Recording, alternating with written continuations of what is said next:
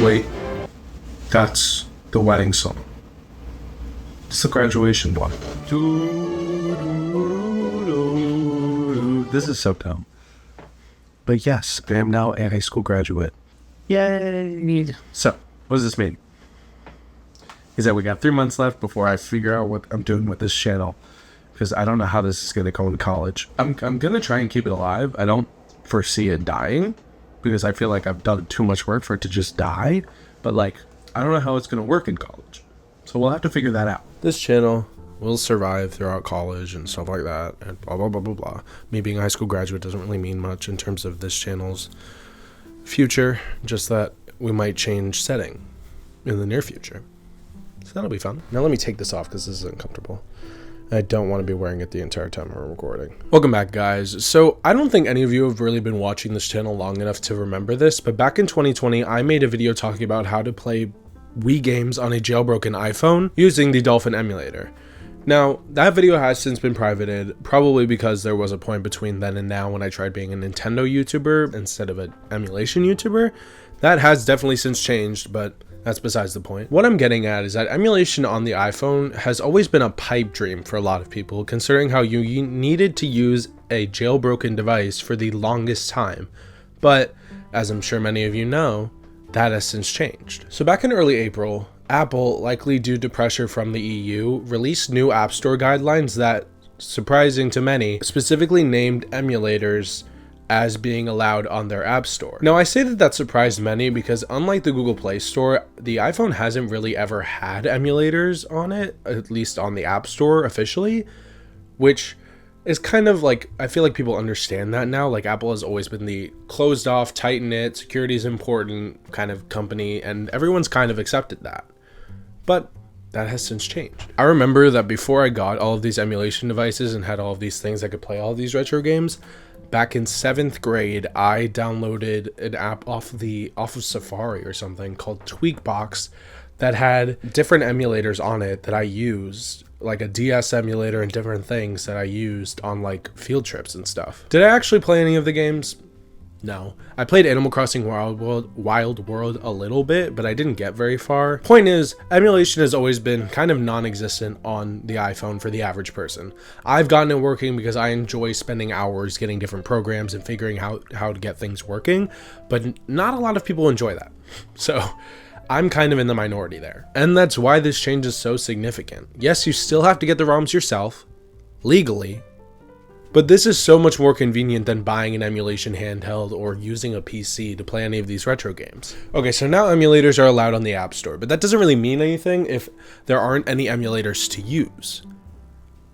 But luckily there are. The first one to pop up was called iGBA, and it showed up rather quickly. I installed it when it was still available, so I'm still able to use it on my phone, but it has since been removed from the App Store for stealing data from the Delta developer and for using a lot of user data, taking a lot of user data, which is a really weird thing to do as an emulator. But it's gone now, so you can't download it even if you want to. But if you've been paying attention to iOS emulation for the past few weeks, you've definitely heard of Delta, the emulator that iGBA was stealing code from. And you've definitely heard of it because it's become probably the most popular emulator on the iOS App Store. One of the reasons Delta has been the most talked about emulator is because it's the closest we've gotten to an all-in-one user-friendly emulator on the iOS App Store, because it can play NES, SNES, N64, Game Boy, Game Boy Color, Game Boy Advance, DS, and Genesis games all through the App Store version, which is a lot of systems, and the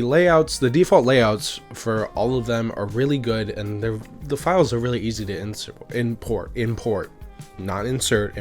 So it's a very user-friendly app. I'm about to date myself in terms of writing this script, but as of a few days ago, as I was writing this script, PPSSPP and RetroArch were both added to the iOS App Store. PPSSPP is not anywhere close to an all-in-one emulator, and we'll talk about both of them after we talk about Delta, but RetroArch is a little bit like an all-in-one emulator. The App Store version, as of recording this, has a very limited number of systems. It doesn't even have the same ones that Delta does, but RetroArch is known to be more technically, like, It's for the more advanced people. So if you want like something to like change your cores, change your content, do all that stuff, RetroArch might be a good link into. We'll talk about it more later though. The best thing about Delta is that it runs all the games it can play really well. I've only really tested out DS, N64, and Game Boy Advance games, but everything has run perfectly fine. Even, I would say, fantastically. I do want to quickly mention though that the phone I'm using is an iPhone 14 Pro Max, which is like the second highest end iPhone you can get right now, which your performance shouldn't really be that different because these consoles are like 30 years old. But I think it's important to mention. DS games, especially the ones that are like exclusively use the touchscreen or almost exclusively use the touchscreen, are kind of perfect for iOS emulation because the iPhone is just one big touchscreen. It's also why I've been exclusively playing Professor Layton games and the mini games in Super Mario 64 DS because those use the touchscreen a lot more, and I hate virtual controls. And I feel like most people do too. Like virtual buttons and stuff. Like, this is not an ideal way to play, especially for N64 games where the Z button is like an actual button on the screen next to the A and B buttons, compared to on a controller where it would be on the back. That is nowhere near ideal. It makes it really uncomfortable to use and pretty much makes doing a long jump in Mario 64 impossible unless you want to turbo or like hold the button down, which I don't really want to do because then I just have to unhold it. They had to make some sacrifices to have all the buttons on screen, but I do hate virtual controls. A good way to fix this would be to buy an attachable controller for your phone that you can find on like Amazon or something, or just connect a Bluetooth controller from any console manufacturer, since every console manufacturer's controllers from the modern era work with iPhones. Yes, even Joy-Con. But just to be a hater for a second, I feel like that kind of ruins the portability of just needing your phone. Like, trust me, I understand that this is kind of like a very stupid thing to complain about, but I feel like having to carry around something like a backbone, which is already $100 in your pocket along with your phone, kind of ruins the idea of only needing a phone to play these games.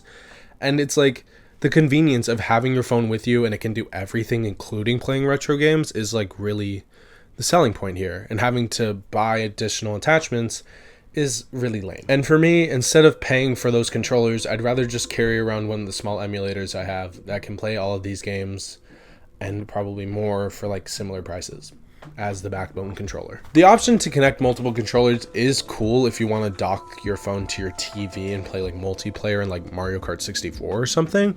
But aside from that, I really can't see it as a practical alternative to just using the virtual controls on your phone screen, for as much as I hate them. I really do like this emulator, and I think they did the best they could with the virtual controls. I'm just not a big fan of virtual controls in general. Also, if you don't like the layout for any console, you can go to settings, look under controller skins, and click learn more, which will take you to their website. You can then scroll down to where it says Delta skins, click that, and it'll bring you to a site that has different community made skins for each system. You'll have to download them and import them into Delta yourself, but it's a very simple process, and I think it's way worth it because I downloaded this one that's just a menu button. There's literally nothing there. It's for DS games, and I use it for Professor Layton games because it's awesome. And there's a Rhythm Heaven one, which is vertical for some reason, so you have to put on rotation lock, but it does work really well. I'm really bad at Rhythm Heaven though. So yeah, Delta is really cool, and I'm excited to see its future and how it flourishes with more support from its developer or with more systems or whatever decides to be added. But other emulators do exist on the App Store, like previously mentioned RetroArch and PPSSPP. RetroArch is the more complicated of the two, so let's quickly discuss PPSSPP. So, can you guess what kind of emulator PPSSPP is? If you guessed PSP emulator, you'd be correct. Congratulations.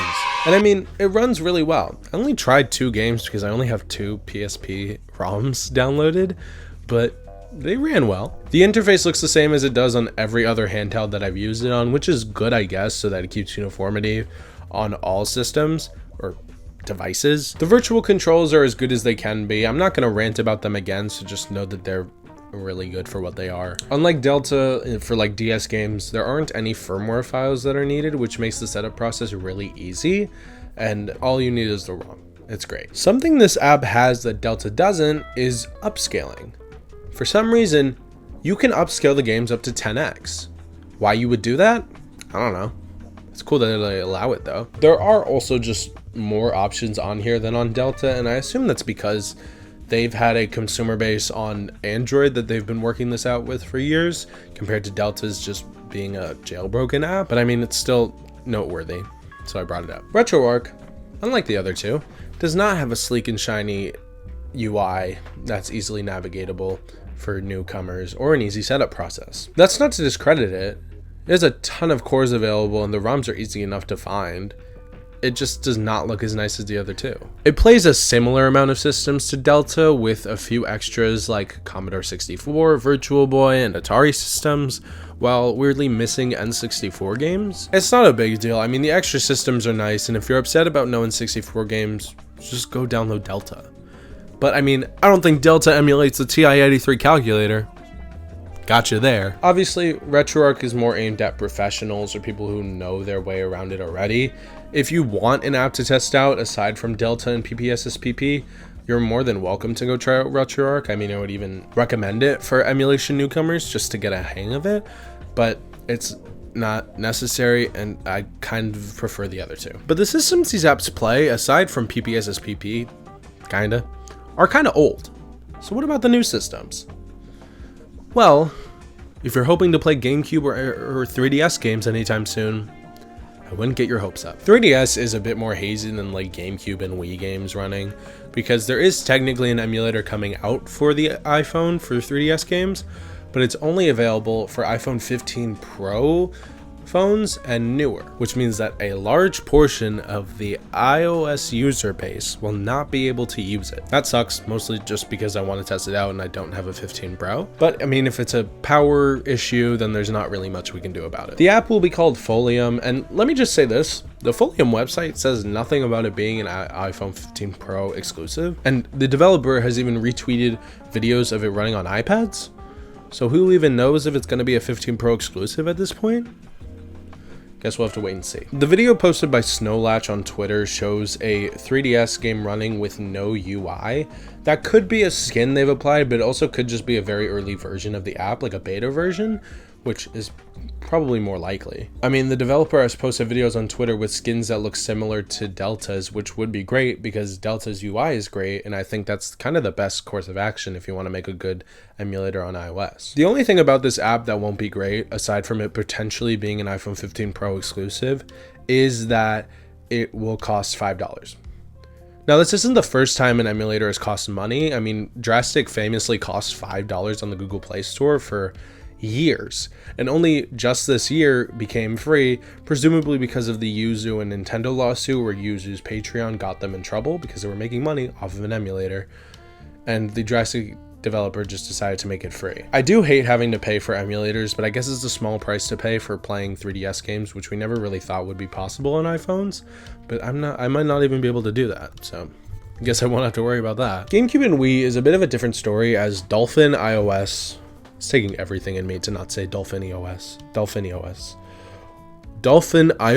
already existed before this update, but it was a jailbroken app, and it doesn't look like it'll show up on the App Store anytime soon. Oatmeal Dome, the guy on Twitter who does a bunch of data mining and stuff, is apparently the developer of Dolphin iOS, which I think is really interesting. I never knew that. But he posted on his blog about a month ago, probably close to 2 considering when I wrote this, talking about the recent changes Apple had made to the App Store and why it seemed like Dolphin iOS would never or be a long ways out from showing up on the iOS App Store. The reasoning he gave is that the app would need JIT or just-in-time recompilation to make the games run well, since it isn't possible to run PowerPC code, what the GameCube and Wii use, on an ARM-based CPU, which is what iPhones use, and JIT would be used to translate the code. Apple, for the most part, doesn't let developers use just-in-time recompilation in their apps, seemingly in fear that it'll be abused or that it'll be a security risk. Oatmeal Dome did request the use of JIT in their app, but Apple denied it, and it doesn't seem like they're gonna try again. Oatmeal Dome attached 2 videos to the blog post, both recorded on iPhone 15 Pro Max, which shows the difference between how Dolphin runs with and without the JIT recompilation tool. And I'll just let you see for yourself.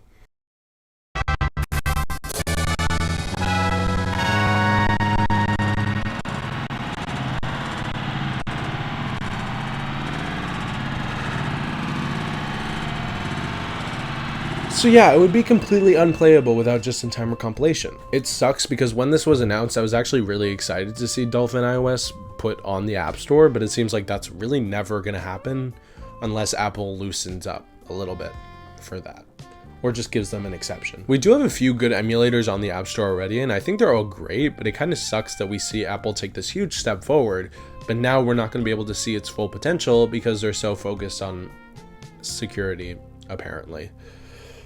It's a balancing act that's going to make no one happy. But to wrap this all up, I'm very, very happy that emulation is now allowed on iOS devices after all these years. You could get emulators running in the past through jailbreaking your device, but that's like a lot of work, and not many people really want to do that. But now that they're just on the App Store for anyone to download, I expect emulation to at least become a little bit of a bigger topic. Hell, this TikTok has over 300,000 likes, and it's literally just Delta. It's like, what game's on your phone?